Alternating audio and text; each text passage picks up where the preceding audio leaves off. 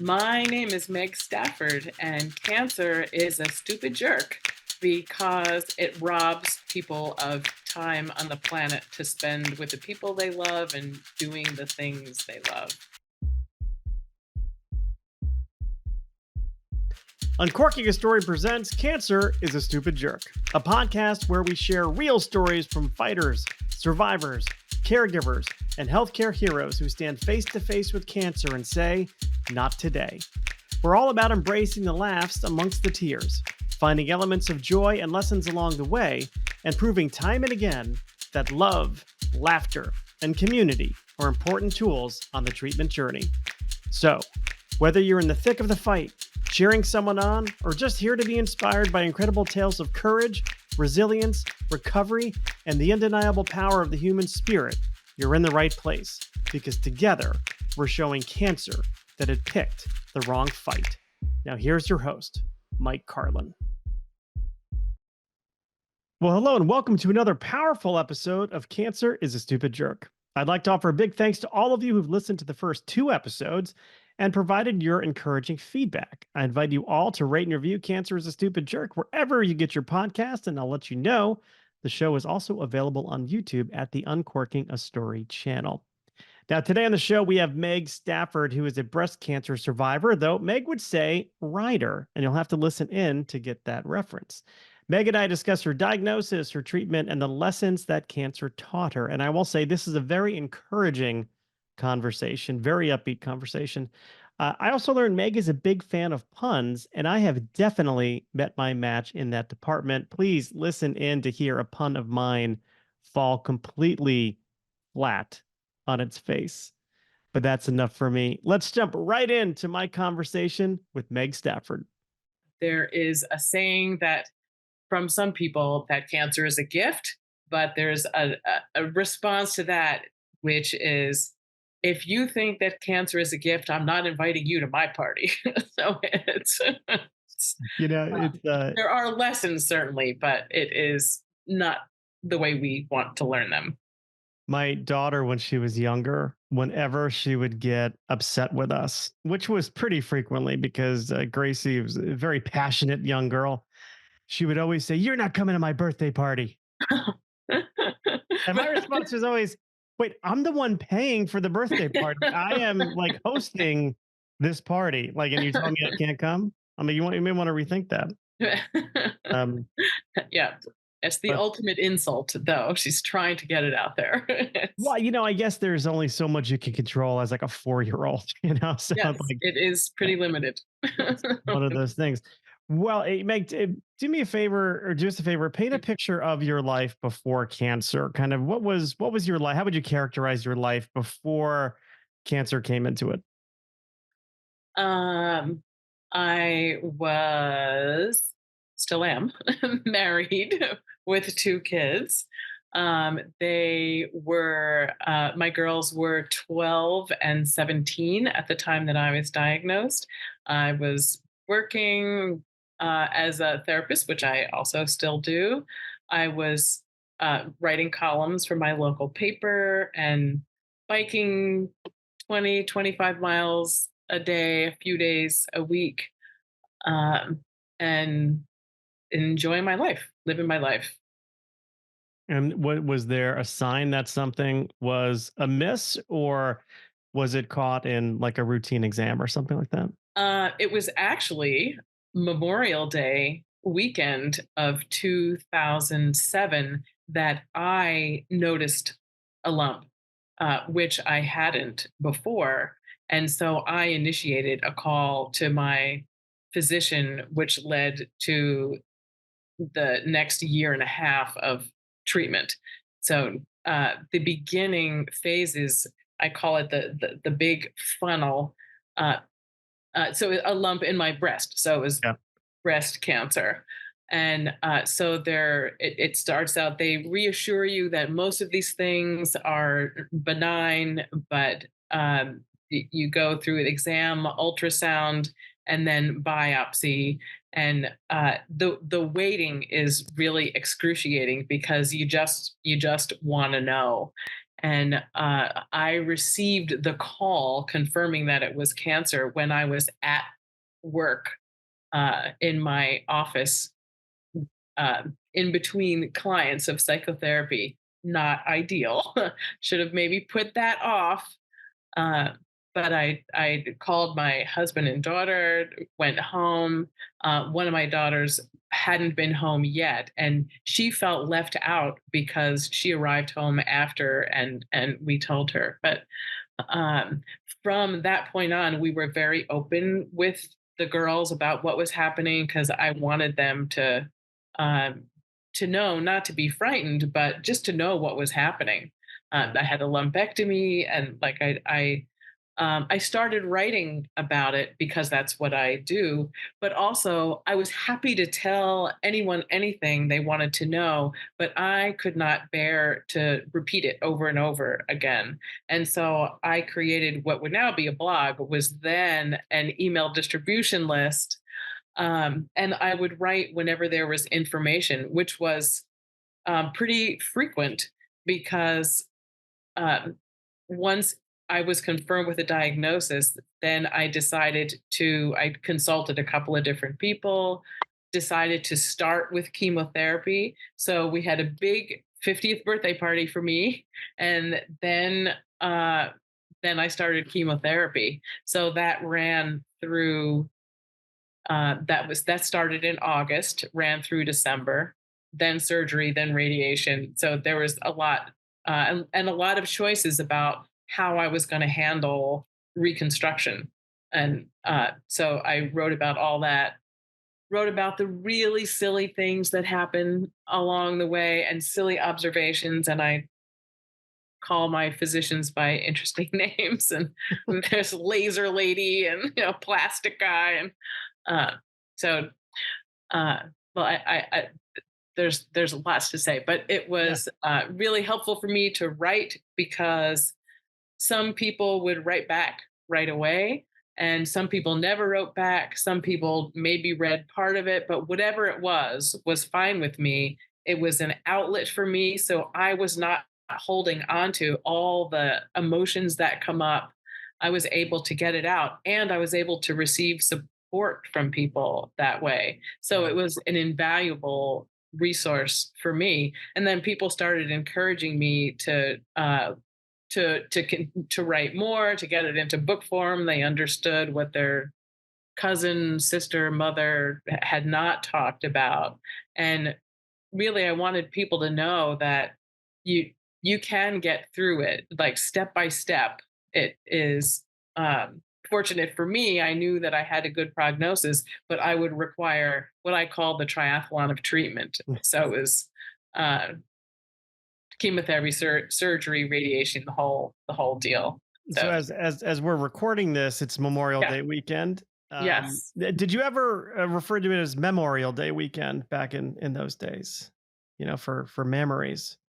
Oh, It's a terrible. I mean, you mentioned the word pun before, and I just couldn't let that one go. I don't think that I got that one, but it would not be unlike me to point that out. Well, I also want to go back to, you said the waiting was the hardest part, and of course, Tom Petty. That Tom Petty song kind of came right to my head. The waiting is the hardest part. What is it? I mean, how would you characterize the waiting, and how did you deal with sort of the presumed on my part anxiety when you're just waiting for that confirmation or call? Um, it's difficult because until you know, you can't make a plan, and you're just sort of on the hamster wheel, just waiting for information to move forward. I tried really hard not to focus on it too much until I knew, because truly so many of these things really are not um, cancerous. So I wanted to focus there as much as I could. And the other thing that I very deliberately did, which I'm glad about, was to not hop on the internet because there is so much information available. But I didn't want to overwhelm myself with that.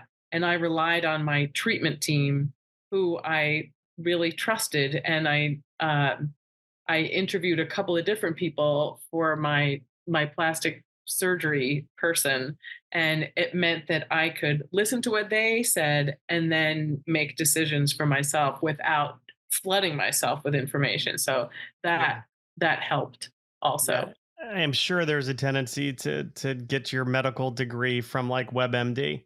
Sure. It's like, Yeah. Because I see that with small things too.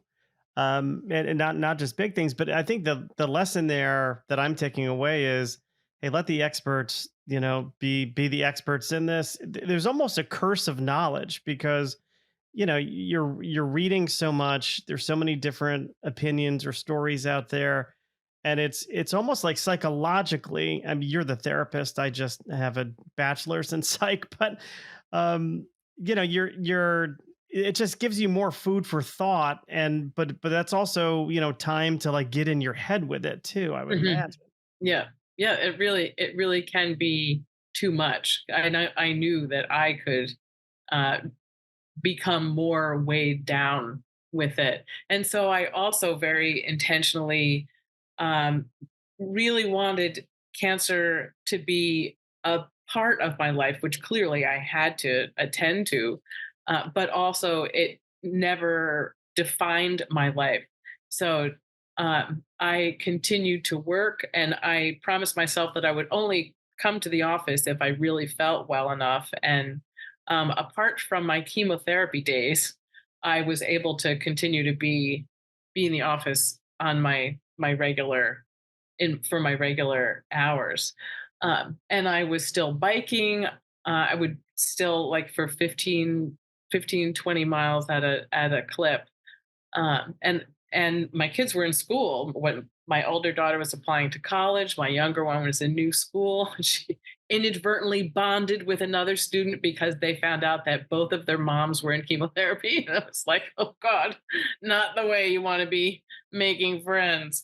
Uh, but I always wanted it to be just a part of what I was dealing with. And there were times when it took center stage more, obviously, but as much as I could, I wanted to keep doing the things that I enjoyed. Yeah. You mentioned kind of going through the triathlon of treatment, Yeah. which it sounds like surgery, chemo, radiation. Hmm. What else was part of your treatment plan or your treatment journey? Besides like anything else besides the traditional medical stuff? Yes. I decided that I wanted to have some way of addressing the the onslaught for my body, starting with chemotherapy. So I did acupuncture, and it's hard to say what would have happened if I didn't, but I felt that it helped my body to process it. And I really was, even with chemotherapy, it's on like the next few days I didn't feel great, but by it chemotherapy was always on a Thursday. By Monday I was back in the office and really feeling okay. So I added that was I feel was tremendously helpful. I went to massage when I could, also just as another way to treat myself well. But I think that the acupuncture helped deal with it. Same with the radiation. It was a way to help it get through my body instead of just being stuck with it there. So those were some of the alternates I added in and would recommend. It's Yeah. again with my acupuncturist. I went to there was one person I had connected with. We both cycle a lot, but I didn't it felt like she wasn't explaining things to me. And when I went to someone else who I got a recommendation for, and felt like it was very personal. And he um it was not just, oh, you have this diagnosis, this is what we do. It's like, this is how you are experiencing it, this is what we're going to do. And even with the placement of the needles, which is not painful, he would say there will be a point it's a little more tender, let me know where, that's where we're going to get the most benefit from this. So and it's not like come X number of times, he would see how I feel, and then we would determine when I came next. So again, I had a lot of trust in him and felt really good about that. Yeah, I know you mentioned having two girls. One is getting ready to go to college. Did you ever have like a dark night of the soul, just thinking, "Oh my gosh, what if I'm not here when she graduates?" I mean, did it ever get to that point for you? Did you ever go to those like dark, you know, dark, sad places? Sometimes it's certainly it's impossible to avoid, but I was fortunate that from the beginning, my diagnosis was deemed very treatable and positive. So, because in the initial lumpectomy, they found a couple of cells in the sentinel node, which is the lymph node closest to where the lump is. So that meant they had to do a complete dissection of all the lymph nodes on that side. And those were the only ones they found. So it was early, but that meant that it had actually spread. And so that meant that I was going to get chemotherapy. So it was kind of a lot for like just leaking into stage two. But I really chose to focus on their confidence that they were going to be able to get all of it and that I would be able to go on from there. So it's impossible not to like worry sometimes, but I just would try to reroute myself to what I actually heard from the team. So Right. that was helpful. Yeah, again, kind of putting trust and faith in the experts. Yeah. And I suppose the having, knowing that it's um, a good prognosis Hmm. was comforting as well. You mentioned before kind of starting a writing process and talking about, and sort of sharing your journey in an email newsletter. And I know that eventually wound up becoming a book. Can you tell us a little bit about the book? So it is called Topic of Cancer: Riding the Waves of the Big C. So it is a pun right in the title, actually.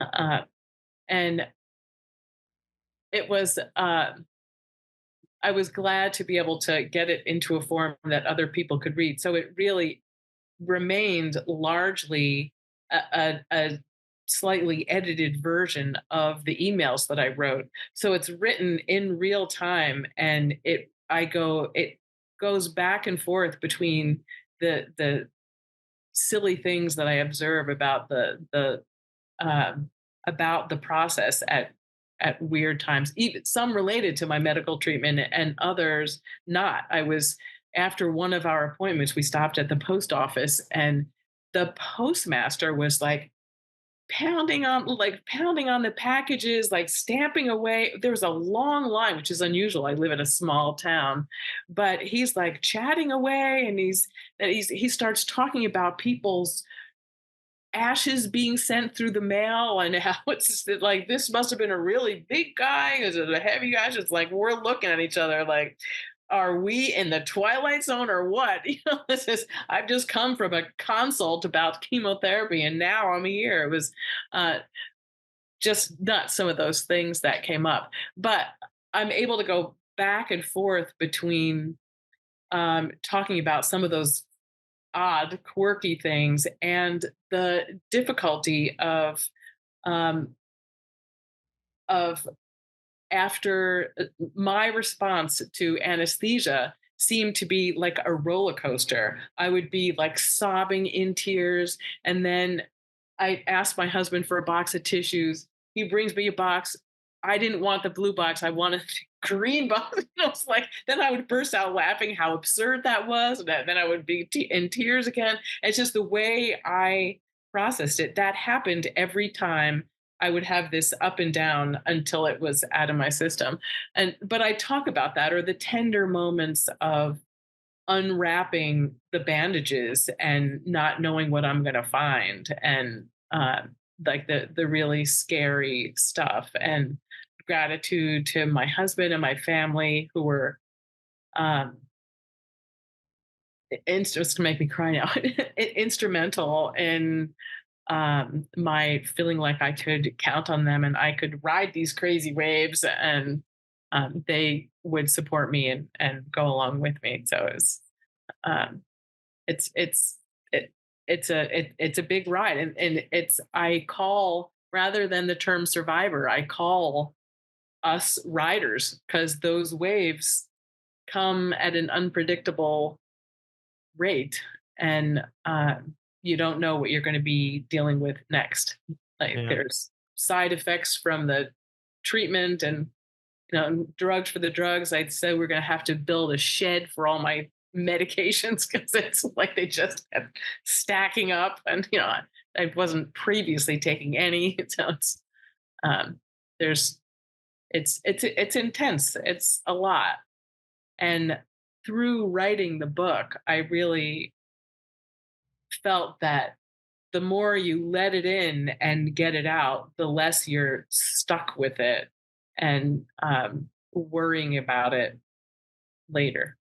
Yeah, it's a way of kind of a way of getting it out, but also a way of processing it in a positive way. Particularly because you're leaning into humor as you do it. And humor, I think, is an important. They always say laughter is the best medicine, but I really do believe that. And this is coming from, Yeah. of course, from the point of view of somebody who does stand up comedy every now and then, Oh, and excellent. I write a fair amount of comedy. But I believe it. I mean, you need to laugh, you need to get it out because you are experiencing all these emotions, and it's like I think laughter can sometimes be like a great neutralizer. It's laughter by Absolutely. definition is the absence of fear.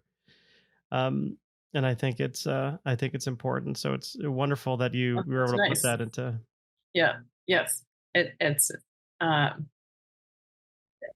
it was just the way I saw things. But yeah, it's interesting as because I've always heard that love is the absence of fear, but I Mm. think laughter also, either of those, it squeezes out the fear because it's the laughter or it's the love that's front and center. Yeah. Well, the nice thing is they both start with the letter L. So yeah, That's right. So if you tell someone to go to L, then it's a good thing in that instance. Yeah, that's right. Go to L. That's a great name for a book. Go to Good. L. Right. Yeah. Right. Um, Love, laughter, and life. You in the beginning of our conversation you mentioned, some people consider cancer to be a gift. And which sounds funny, and it's I'm sure the gift that nobody has ever asked for. But Right. I'm curious, what if any gifts did cancer bring you? Uh, so I actually have someone who literally just yesterday posted that she was diagnosed with a very rare cancer, and she has multiple times reiterated how important her community was, and really appreciating that, feeling like she couldn't have gotten to. She was just told she's cancer free, uh, so people learn to appreciate their community. A lot of people appreciate uh, life and not taking it for granted. I felt like because of some of my early experiences growing up and some of the early losses that I dealt with, I already did not take life for granted and feel like, well, nothing can happen because things had already happened to people around me. Um, but for me, the biggest thing that I still think about is that I needed to rely on other people. It's not easy for me to ask for help. I'm in a helping profession. I'm used to being the helper. But there were days I couldn't drive myself to chemotherapy. I couldn't because I got IV Benadryl. There's no driving after IV Benadryl. I'm very sensitive to it. I'm like, but I couldn't drive myself to surgeries. I There were days after some of the surgeries, I'm not supposed to lift things or do laundry, and like I'm someone who's active, who likes to do. And oh, it still touches me. Two of my daughter's friends' moms organized a food chain so that they brought me they brought us food like every other day for 2 weeks after my surgery, and so none of us, because my husband was working, it's none of us had to worry about cooking for a while, and I really appreciated that. And um, I also got a call from someone that I didn't know who she was, and she was offering to bring me a meal, and it turned out that it was my other daughter's. She had mentioned it in her one of her classes. It was a very small class, and one of the other kids' moms had been through breast cancer, and so she reached out and called me, and it blew me away. First of all, that the chain had gotten around, and that someone who I'd never met or heard of before would call, and she ended up bringing me some of the hats because lost my hair. It's that was a lot of jokes around the hair loss. And so it's, um, but she brought her fleece hats, a fleet of fleece hats, and other things that were like really helpful because I was bald in the winter. So you want something on your head. Yeah. I use my wig a lot. So some people don't, but I felt that the wig was nicer than my regular hair, so I wore it a lot.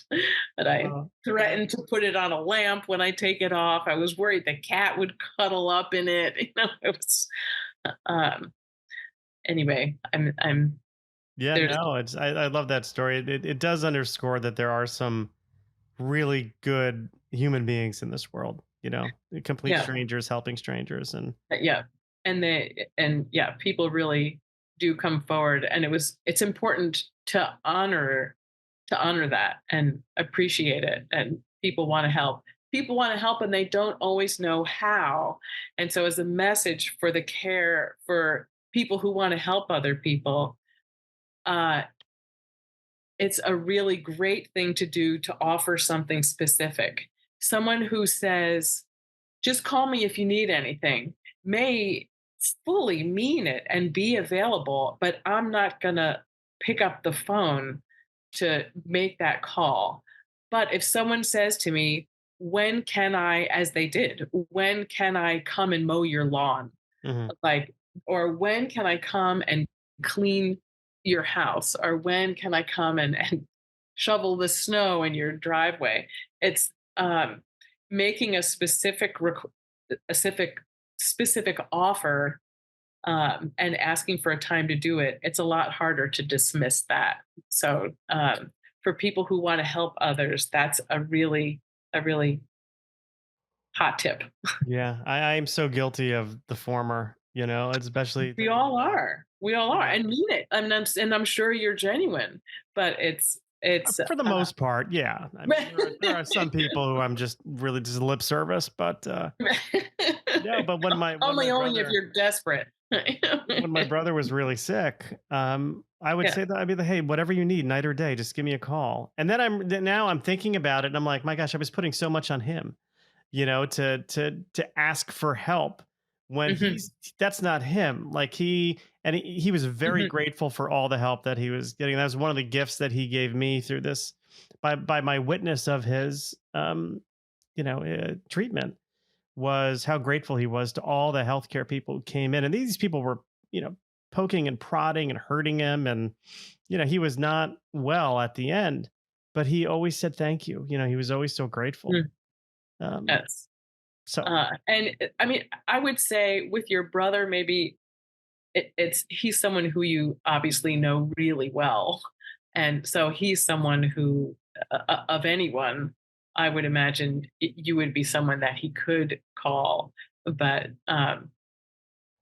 it wonderful that he was able to, even at that time, to be able to acknowledge the people who are helping him. yeah. It's, Yeah. The other thing I think about is, never wanted to be in the way. So I didn't want to feel like, so I didn't see him a lot like the last few months of his life, because he was getting sick and I didn't think he wanted visitors. Um, and so that kind of weighs on me. I mean, I was very, very, uh, there and present at the very end. mhm.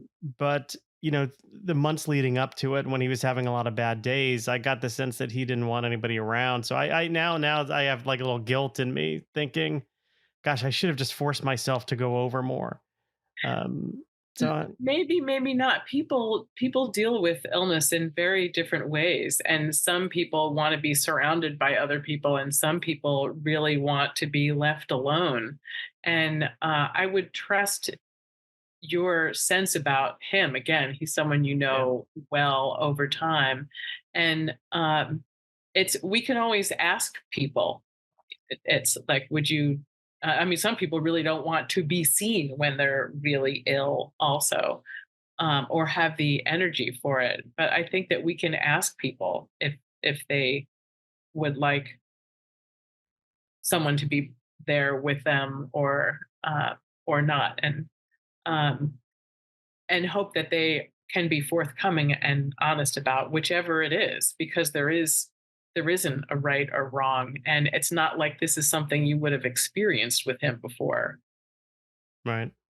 So, I want to get some advice from you, and maybe offer to the audience. So, yeah, I imagine somebody out there listening, maybe they just recently got the news that they've got cancer, or either going through some tests to determine if they have it.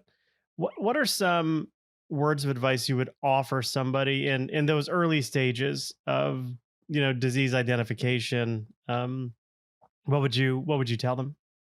uh, I would encourage them to take it one day at a time, and to remember that truly a lot of the lumps and bumps that we discover in ourselves, or that medicine discovers, a lot of them are not cancerous. So to not just jump there before knowing, as much as you can. uh, really hard. It's really hard to be patient, because you want to know, but it's to remember the things that you enjoy doing, and make sure to be doing them regardless, and with the people that you love being with. Yeah. um, And then fast forwarding just a little bit to those people who are in treatment, going through the let's say, I'll use your words again, the triathlon of treatment. What kind of advice or encouragement would you offer them? to remember that, for the most part, this is it's temporary. That this isn't. There may be times for people that that's what they're doing on for the rest of their lives. For a lot of people, though, it will, hopefully, it will be temporary, and to remember that it's not going to be forever. uh, and to uh, and same, to be remembering to do the things that you love doing as much as you can, and connecting with the people who are important to you, because that is ever sustaining. And so if it's and there are things that you can do even if you're not too mobile. Like, their music is a great balm, and uh, is so easily accessible these days, and lots of great, interesting things to watch. Uh, so Yeah. make sure you're nurturing yourself in the ways that are important for you. Yeah. That's, in addition to all the medications and treatments, that there is that nurturing. You got to nurture yourself, right? You got to take care of yourself on another level. Um, Yes. it's almost like I want to tell people, stop watching the news. Stop feeding your body all these negative things. It Hmm. doesn't need any more. It doesn't need any more negativity than. Uh, Right. Yeah. Yeah, especially if you're someone who finds it distressing, that's a good time to leave it off.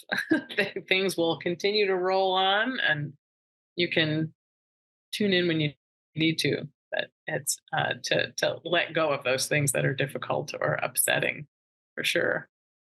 I know we talked about your book earlier, topic of cancer, riding the wave of the big C. Where can people purchase said book? On Amazon, Barnes and Noble, not in a lot of bookstores at the moment, but the major online outlets. So Very good. yeah. And if somebody out there would like to get in touch with you, Meg, where can people learn more about Meg Stafford?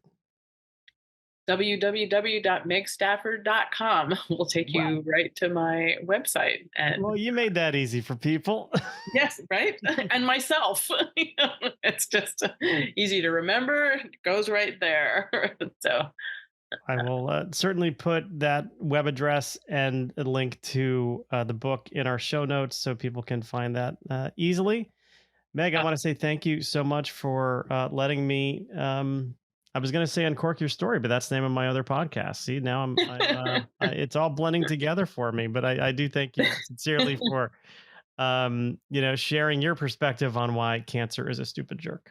yes, thank you for having me. It was a delight to see you again and connect.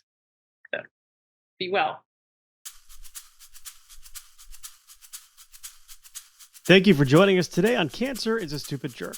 We hope you found inspiration in today's episode and felt the strength of a community that refuses to let cancer have the last word. Remember, you're not alone in this fight, and every step forward is a victory. Join us every Sunday for more stories of resilience and recovery, and make sure to subscribe to our podcast on YouTube or your preferred podcasting platform. If you want to follow us on social media, you can find us at Stupid Jerk Cancer. If today's story moved you, consider sharing it with a friend or somebody who might need a dose of inspiration and encouragement. For all you bibliophiles out there, please check out our sister podcast, Uncorking a Story, which features interviews with best-selling authors. Until next time, keep laughing, keep loving, and keep fighting. This is Mike Carlin reminding you that together, we're unstoppable.